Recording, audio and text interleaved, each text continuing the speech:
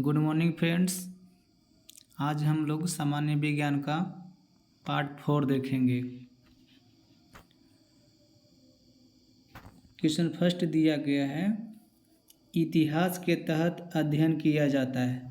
Option A दिया गया है अतीत का, ऑप्शन बी दिया गया है समाज का, ऑप्शन सी दिया गया है शासन का और ऑप्शन डी दिया गया है पर्यावरण का।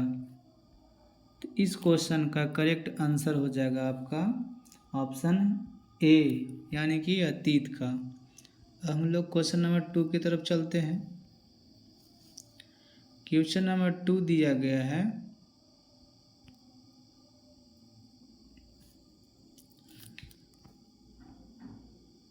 प्रथम यूनानी इतिहासकार कौन था। ऑप्शन ए दिया गया है थ्यूसिडाइसिस, ऑप्शन बी दिया गया है हेरोडोटस, ऑप्शन सी दिया गया है मानेथो, ऑप्शन डी दिया गया है होमर। तो फ्रेंड्स इस प्रश्न का करेक्ट आंसर हो जाएगा आपका ऑप्शन नंबर बी यानी कि हेरोडोटस। अब हम लोग नेक्स्ट क्वेश्चन की तरफ बढ़ेंगे, क्वेश्चन नंबर 3 की तरफ। क्वेश्चन नंबर 3 आपका दिया गया है,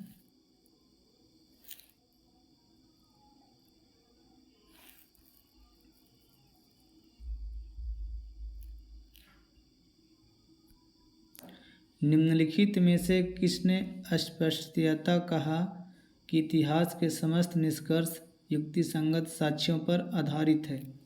ऑप्शन ए दिया गया है हेरोडोटस, ऑप्शन बी दिया गया है थ्यूसिडाइडिस, ऑप्शन सी दिया गया है पॉलीबियस, ऑप्शन डी दिया गया है टैसीटस। तो इस प्रश्न का करेक्ट आंसर हो जाएगा ऑप्शन बी यानी कि थ्यूसिडाइडिस। अब हम लोग नेक्स्ट क्वेश्चन की तरफ बढ़ेंगे, क्वेश्चन नंबर 4 की तरफ। क्वेश्चन नंबर 4 दिया गया है आपका, द हिस्ट्री के रचनाकार के नाम क्या है। ऑप्शन ए दिया गया है हेरोडोटस, ऑप्शन बी दिया गया है मेगास्थनीज, ऑप्शन सी दिया गया है प्लूटार्क, ऑप्शन डी दिया गया है प्लिनी। तो इस प्रश्न का करेक्ट आंसर हो जाएगा ऑप्शन ए यानी कि हेरोडोटस। अब हम नेक्स्ट क्वेश्चन की तरफ चलेंगे, क्वेश्चन नंबर 5। क्वेश्चन नंबर 5 आपका दिया गया है, इतिहास के पिता की पदवी सही अर्थों में निम्न में से किससे संबंधित है। ऑप्शन ए दिया गया है हेरोडोटस, ऑप्शन बी दिया गया है यूरिपिडीज, ऑप्शन सी दिया गया है थ्यूसिडाइडिस, ऑप्शन डी दिया गया है सुकरात। तो फ्रेंड्स इस प्रश्न का आंसर हो जाएगा आपका ऑप्शन नंबर ए यानी कि हेरोडोटस। नेक्स्ट क्वेश्चन की तरफ हम लोग बढ़ेंगे, क्वेश्चन नंबर 6 की तरफ। क्वेश्चन नंबर 6 दिया गया है, इतिहास अपने को दोहराता है, यह कथन किसका है।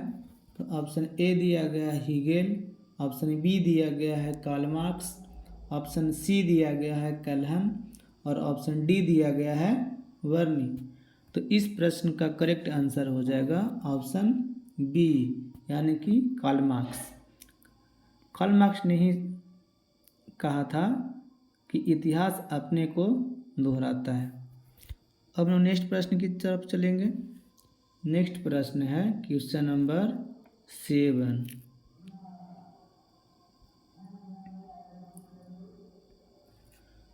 क्वेश्चन नंबर 7 में दिया गया है, हम इतिहास से यही सीखते हैं कि आदमी इतिहास से कभी कुछ नहीं सीखता, यह कथन किसका है।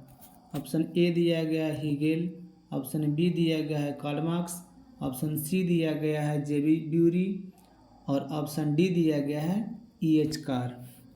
तो इस प्रश्न का आंसर हो जाएगा आपका ऑप्शन ए यानी कि हीगेल। अब हम लोग नेक्स्ट क्वेश्चन की तरफ बढ़ेंगे, क्वेश्चन नंबर 8। क्वेश्चन नंबर 8 दिया गया है,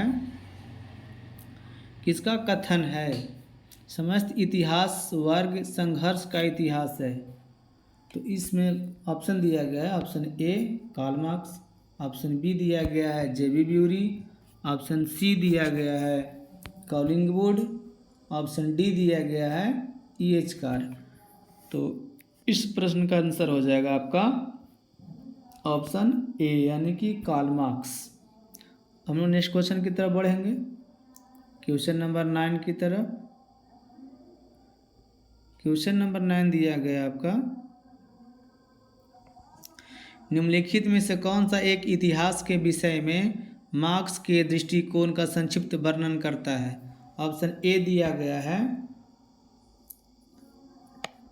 इतिहास विभिन्न व्यक्तियों के बीच मुद्दों का अभिलेख है। ऑप्शन बी दिया गया है, इतिहास शोषक और शोधित वर्गों के बीच संघर्ष का सिलसिला है। ऑप्शन सी दिया गया है, इतिहास अतीत की घटनाओं का विश्वसनीय अभिलेख है। और ऑप्शन डी दिया गया है फ्रेंड्स इनमें से कोई नहीं। तो इस प्रश्न का करेक्ट आंसर हो जाएगा आपका ऑप्शन बी यानी कि इतिहास पोषक और शोधित वर्गों के बीच संघर्ष का सिलसिला है। अब हम लोग क्वेश्चन नंबर 10 की तरफ बढ़ेंगे। क्वेश्चन नंबर 10 दिया गया है,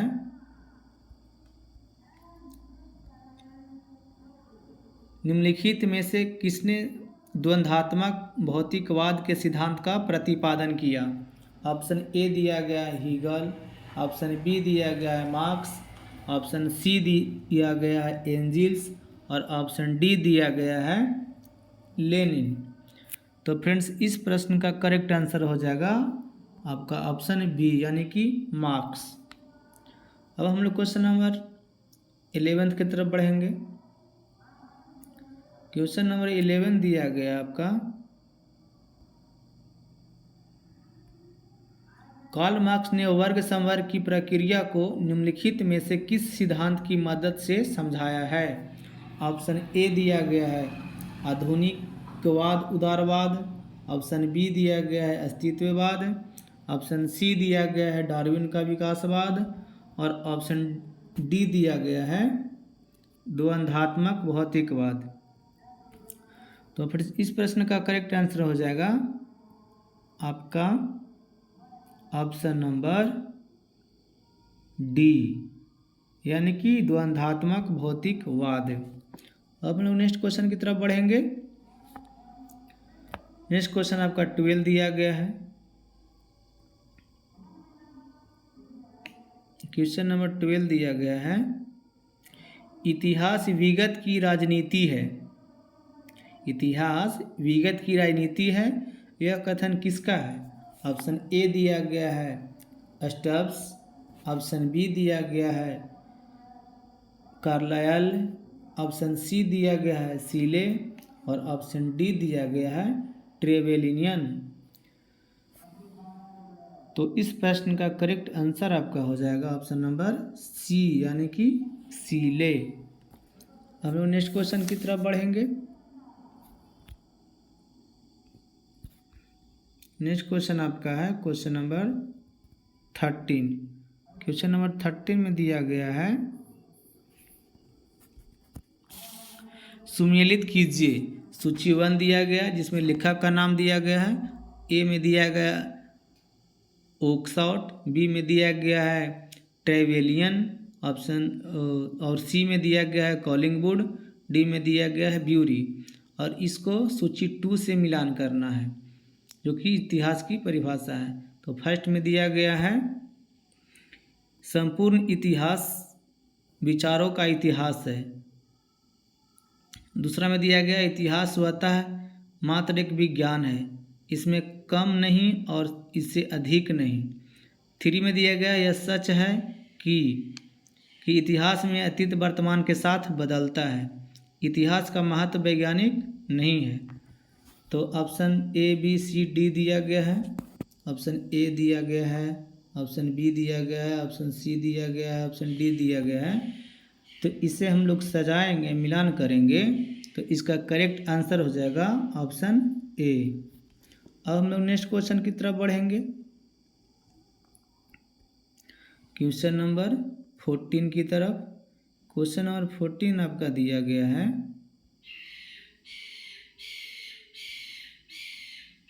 किस इतिहास दर्शन शास्त्री ने कहा था समस्त इतिहास समकालीन इतिहास है? ऑप्शन ए दिया गया है गायम बतिस्ता बिको। ऑप्शन बी दिया गया है बेनेडिक्टो क्रोचे। ऑप्शन सी दिया गया है ओसवाल्ड स्पेंगलर। ऑप्शन डी दिया गया है ऑगस्टे कोम्टे। तो इस प्रश्न का आपका करेक्ट आंसर हो जाएगा फ्रेंड्स ऑप्शन बी, यानी कि बेनेडिक्टो क्रोचे इसका करेक्ट आंसर हो जाएगा। आप लोग क्वेश्चन नंबर 15 की तरफ बढ़ेंगे। क्वेश्चन नंबर 15 आपका दिया गया है,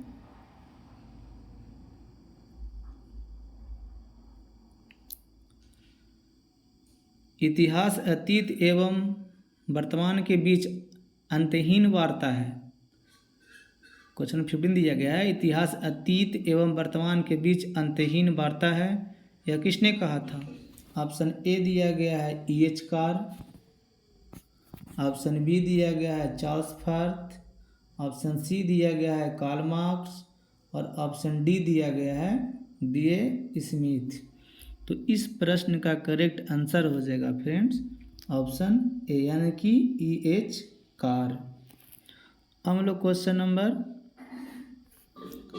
16 की तरफ बढ़ेंगे। क्वेश्चन नंबर 16 दिया गया है, तिथियों के साथ प्रयुक्त होने वाला BC किसका संक्षिप्ताक्षर है? ऑप्शन ए दिया गया है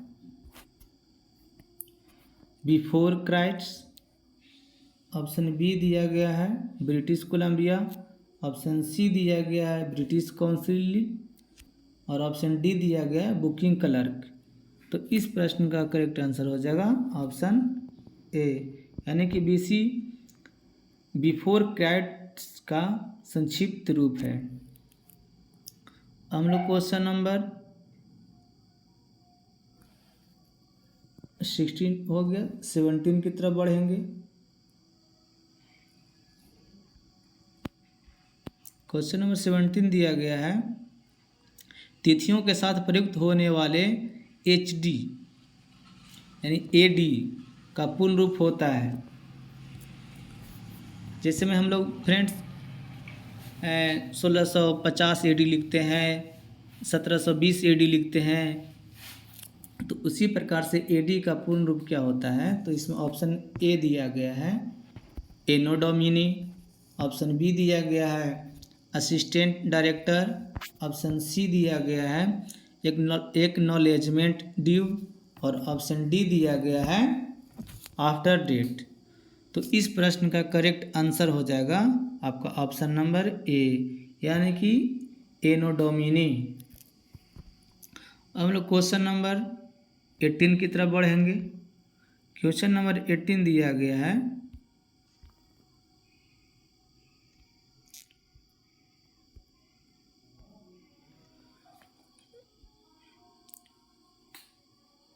वर्ष 50 ईसा पूर्व, और ऑप्शन दिया गया है ए में कि वर्ष 150 ईसा पूर्व के पहले आता है।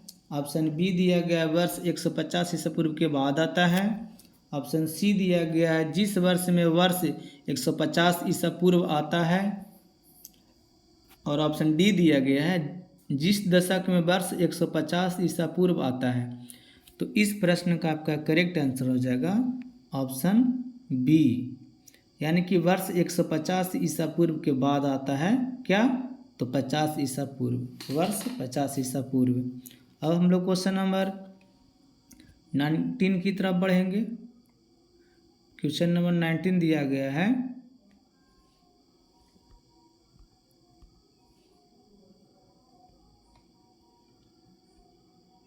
क्वेश्चन नंबर 19 आपका दिया गया है, वर्ष 1015 ईस्वी किस शताब्दी में आता है? ऑप्शन ए दिया गया है 10वीं शताब्दी ईसा पूर्व में।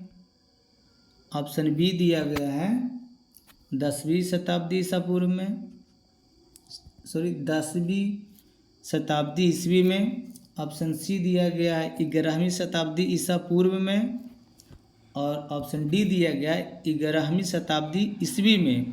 तो इस प्रश्न का करेक्ट आंसर हो जाएगा आपका ऑप्शन नंबर डी, यानी कि 11वीं शताब्दी ईस्वी में। अब हम लोग क्वेश्चन नंबर 20 की तरफ बढ़ेंगे। क्वेश्चन नंबर 20 आपका दिया गया है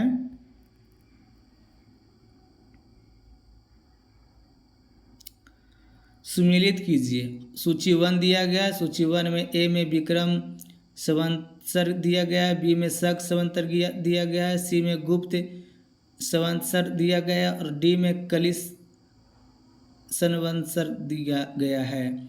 और ऑप्शन 2 में दिया गया है, यानी कि सूची 2 में दिया गया है कि इस समय में गणना किया गया है उसके बारे में दिया गया है। एक में दिया गया है 3102 ईसा पूर्व, और 2 में दिया गया है 320 ईसा पूर्व, 3 में दिया गया है 78 ईस्वी, और 4 में दिया गया है 58 ईसा पूर्व। तो इसमें ऑप्शन दिया गया है, ऑप्शन ए दिया गया है, ऑप्शन बी दिया गया है, ऑप्शन सी दिया गया है, ऑप्शन डी दिया गया है।